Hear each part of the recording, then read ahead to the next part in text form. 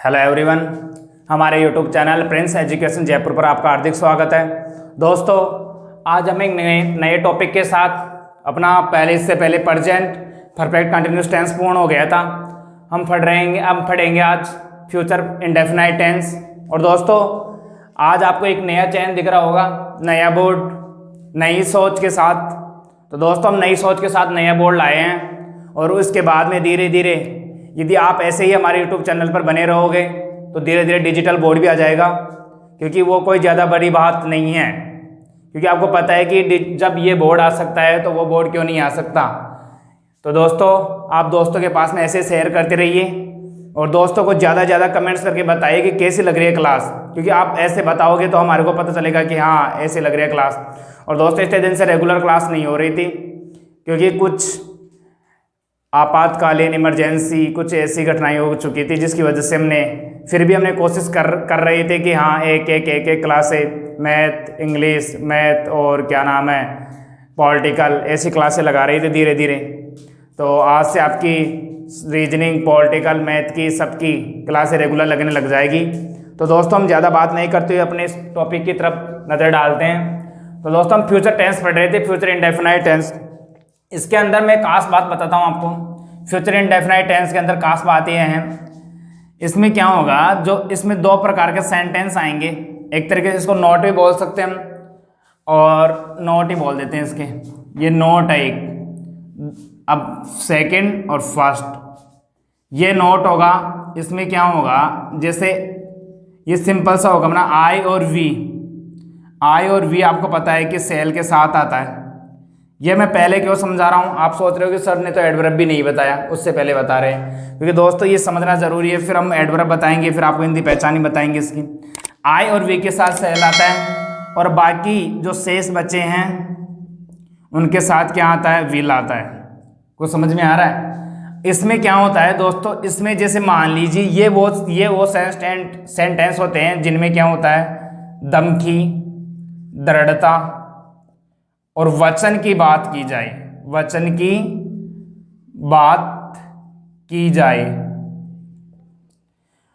क्या होता है, वचन की बात की जाए। इसमें क्या होता है दोस्तों, जिसमें यदि ये तीनों शब्दों में से कोई सा भी आ जाए तो इसमें क्या होगा दोस्तों, जो आई और वी है ना, इसके साथ विल का प्रयोग किया जाएगा और बाकी शेष के साथ किसका प्रयोग किया जाएगा, सेल का।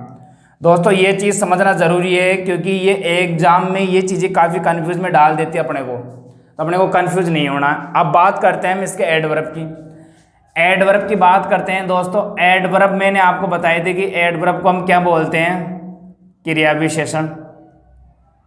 क्योंकि मैंने पहले इसी वजह से मैंने ये चीज़ें धीरे धीरे रूट मैंने पढ़ाना चेंज कर दिया है, क्योंकि पहले मैं ये चीज़ें बताता था हमेशा चालू करने से पहले। अब स्टूडेंट बोलते हैं कि हाँ सर कोई दिक्कत नहीं है, तो अपने को आती है, तो मैंने सोचा कि बताना भी ज़रूरी है, तो पहले ये नियम और फिर ये देखते हैं। तो इसके बाद में हम दोस्तों बात करते हैं, जैसे मान लीजिए जिसमें एडवर्ब की बात करते हैं, तो एडवर्ब की बात करते हैं तो दोस्तों जैसे टुमारो हो गया, टुमारो के बाद में नेक्स्ट डे और डे आफ्टर टुमारो, है ना।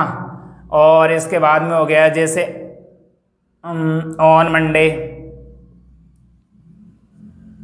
के बाद में हो गया जैसे ऑन 4 जुलाई।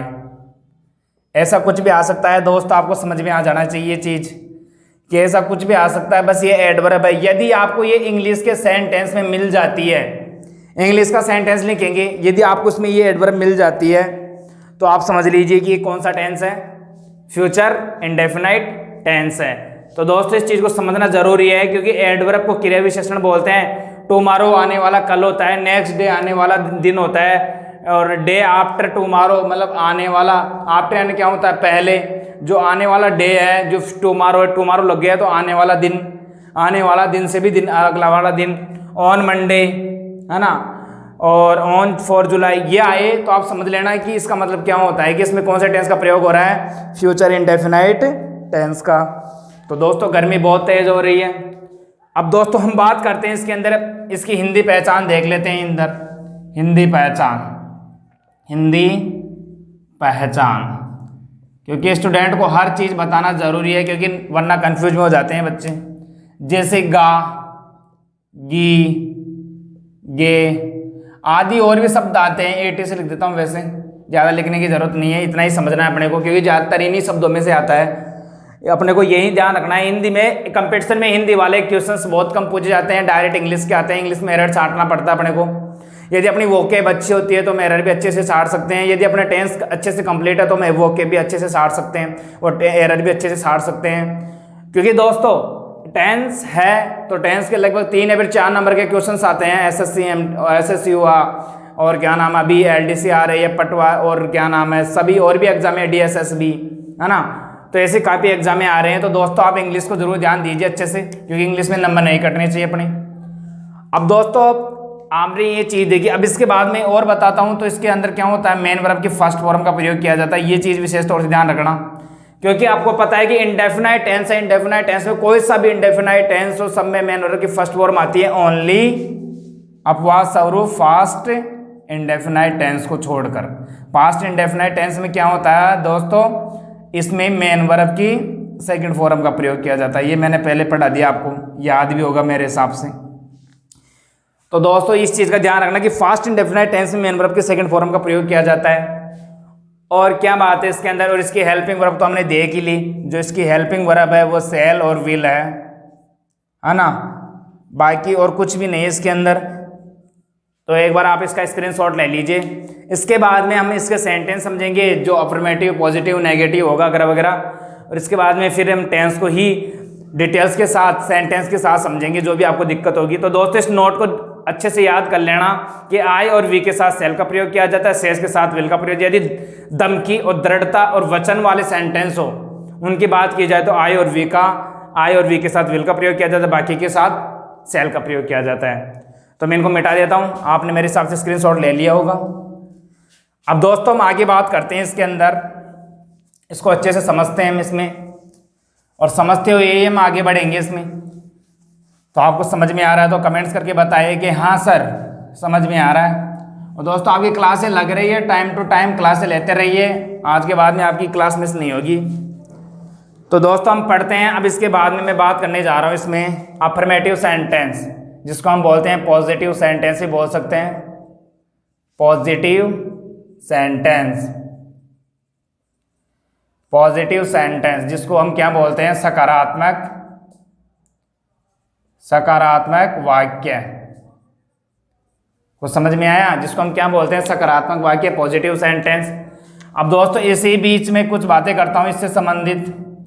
इसके फॉर्मूले की बात करते हैं। फॉर्मूला समझते हो, जिसको हम क्या बोलते हैं हिंदी में सूत्र, क्या बोलते हैं, सूत्र। अब इसकी बात करते हैं। इसमें क्या होता है दोस्तों, इसमें जैसे मान लीजिए आप, जैसे सब्जेक्ट तो आपको पता है कि सब में होता है पहले, तो सब्जेक्ट के बाद में क्या होता है, हेल्पिंग वर्ब। हेल्पिंग वर्ब आपको पता है इसमें 2 है, कौन कौन सी है वो देखते हैं। एक तो है सेल और एक है क्या, विल। मैंने आपको ये भी अभी बताया कि सेल किसके साथ लगता है, आई और वी के साथ। और धमकी वाले सेंटेंस में, दृढ़ता वाले सेंटेंस में क्या लगता है, आई और वी के साथ विल लगता है। तो दोस्तों हम इसके बाद में बात करते हैं अपनी मेन वर्ब की, फर्स्ट फॉर्म प्लस ऑब्जेक्ट। ये इसका क्या होता है दोस्तों, फॉर्मूला होता है। इसको अच्छे से याद कर लीजिए, इसी से हम अपना सेंटेंस बनाएंगे, सब कुछ इसी पे आधार पर चलेगा। तो दोस्तों हम इसको समझते हैं अच्छे से, सेंटेंस लिखते हैं, लिखने के बाद में अच्छे से आपको समझाऊंगा। तो मैं सेंटेंस लिखता हूँ इसके, जिसको हम एग्जाम्पल भी बोल सकते हैं। तो एग्जाम्पल की बात करता हूँ मैं इसमें, जैसे हम कल आगरा जाएंगे। एक सेंटेंस बड़ा लेंगे और एक सेंटेंस छोटा लेंगे। और एक और सेंटेंस लिख देता हूं, इधर लिख देता हूं, वे कल इस समस्या का समाधान करेंगे। कुछ समझ में आ रहा है दोस्तों? तो हम इसको भी इंग्लिश में बनाएंगे, इसको भी इंग्लिश में बनाएंगे, फिर इसमें एरर छाटेंगे, एरर छाटने के बाद में आपको और भी अच्छे से समझ में आ जाएगा। तो हम इसमें देखते हैं दोस्तों, इसको बनाते हैं पहले अपने को क्या चाहिए सब्जेक्ट, वो सब्जेक्ट हमने क्या लिया वी। अब आपको पता है वी के साथ तो सेल आएगा, तो इसमें क्या लग जाएगा सेल।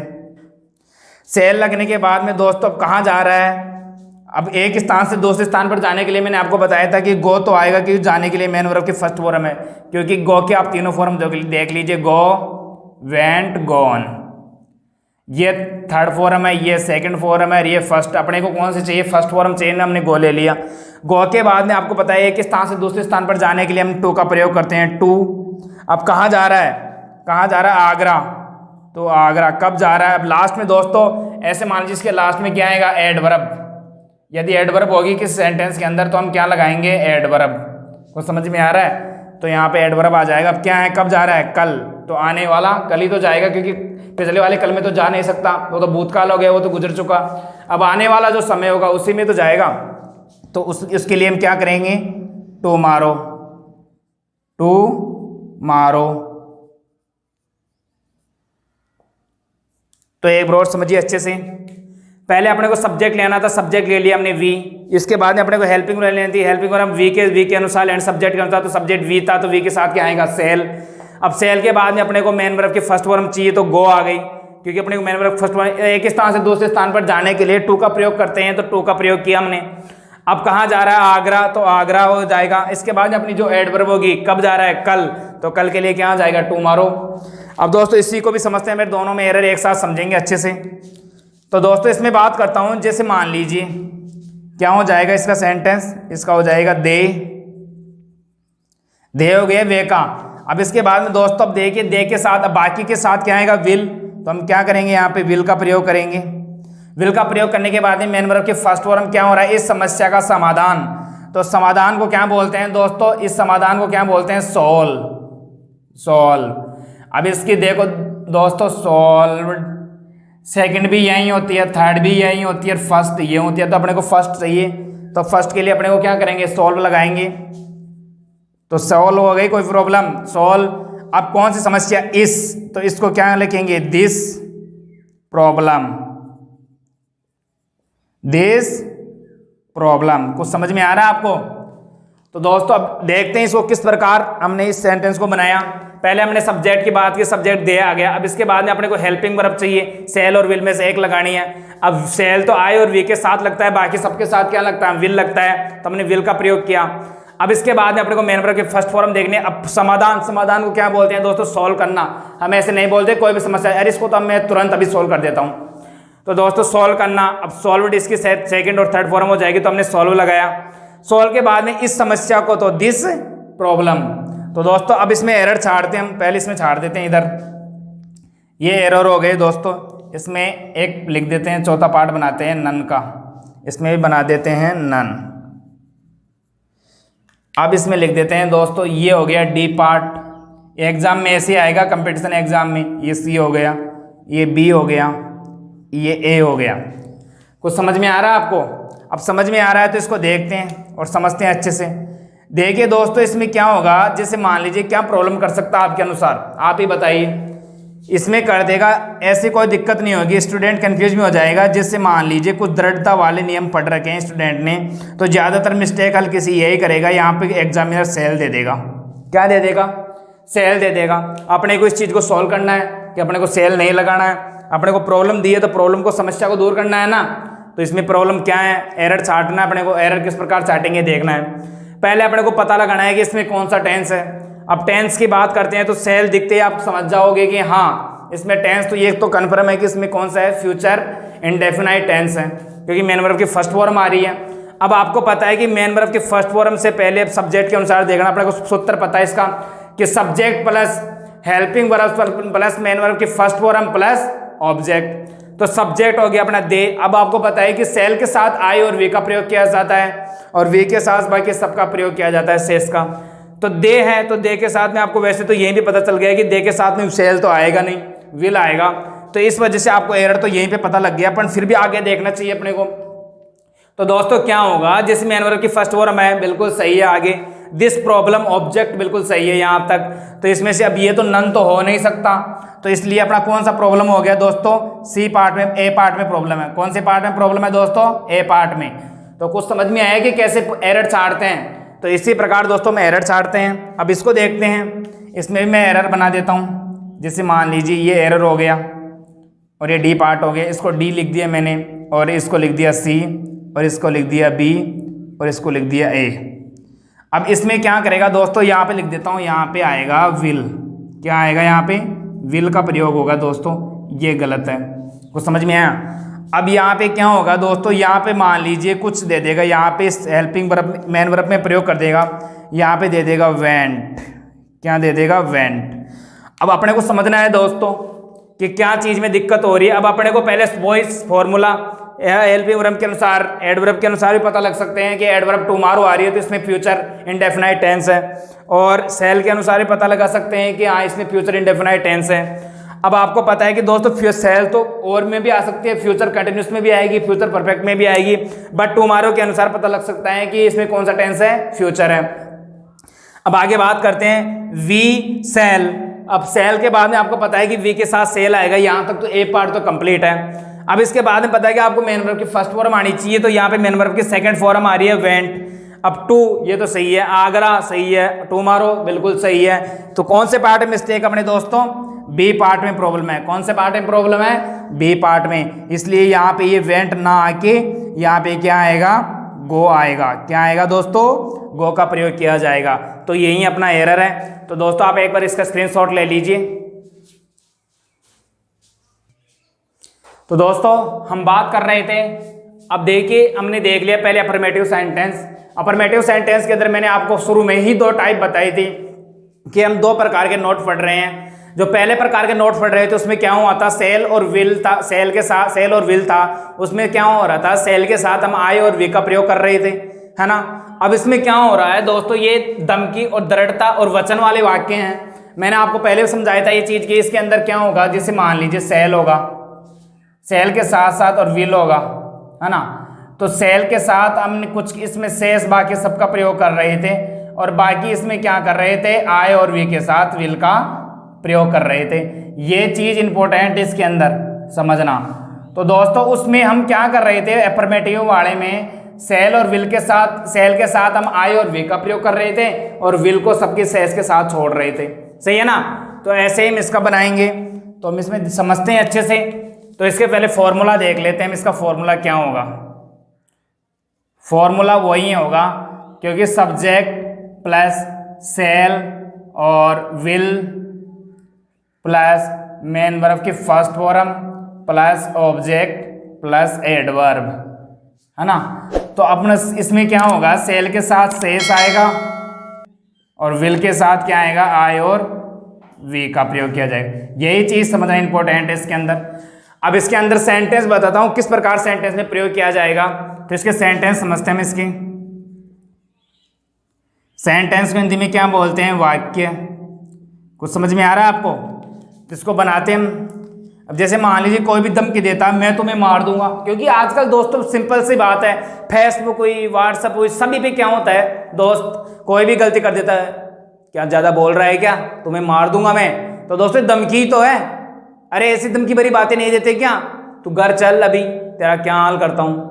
तो दोस्तों वही बातें हम सिंपल से, मैंने वहीं से सेंटेंस उठाए हैं, कोई ज़्यादा वो भी बात नहीं है, क्योंकि आप भी बना सकते हो ऐसे सेंटेंस। तो दोस्तों इसके लिए ज़्यादा प्रैक्टिस चाहिए। अब मेरे तो ऑलरेडी प्रैक्टिस है, मैं तो आपको जब भी पढ़ाने के लिए आता हूँ मैं आज ऑलरेडी उससे पहले प्रैक्टिस करके आता हूँ अच्छे से, और पहले भी आता है अपने को, क्योंकि जब इंग्लिश पढ़ा रहे हैं तो ऐसा तो है नहीं कि हम ऐसे ही आ जाएंगे उठ के। क्योंकि दोस्तों जितना हो सके हम आपसे डबल मेहनत करते हैं, क्योंकि आपको पढ़ाने के लिए। तो आप भी क्या कीजिए, हमारे से ज़्यादा डबल मेहनत करने की कोशिश कीजिए कि हाँ, कि जो सर जो पढ़ा रहे हैं हम उसको, उस चीज़ को अच्छे से समझें। और दोस्तों इस चीज़ को आप दोस्तों के साथ ज़्यादा शेयर किया करो, क्योंकि बार बार में बोलने की ज़रूरत है नहीं, क्योंकि ज़रूरत जिसको होती है, जिसको हम जो समझता नहीं है। तो दोस्तों हम आपके लिए जो पसीने के अंदर जो मेहनत कर रहे हैं ना, इस मेहनत का बस यही सिंपल सा है कि आप जो भी गुरु दीक्षिणा के अंदर क्या देते हो, एक लाइक और कमेंट दे दिया करो बस। और सब्सक्राइबर तो आप कर रखे होंगे, नहीं कर रखा है तो कर लीजिए यदि आपको वीडियो पसंद आ रहा है तो, और दोस्तों के साथ भी शेयर कीजिए। तो दोस्तों हम इसको पढ़ते हैं, अच्छे से समझते हैं इसको। सेंटेंस क्या होगा, सेंटेंस मानते हैं क्या बोल रहे हैं, मैं तुम्हें मार दूंगा। लास्ट में गा आ रहा है, सही है। ये कौन सा सेंटेंस है? धमकी वाला। कौन सा सेंटेंस है? धमकी वाला।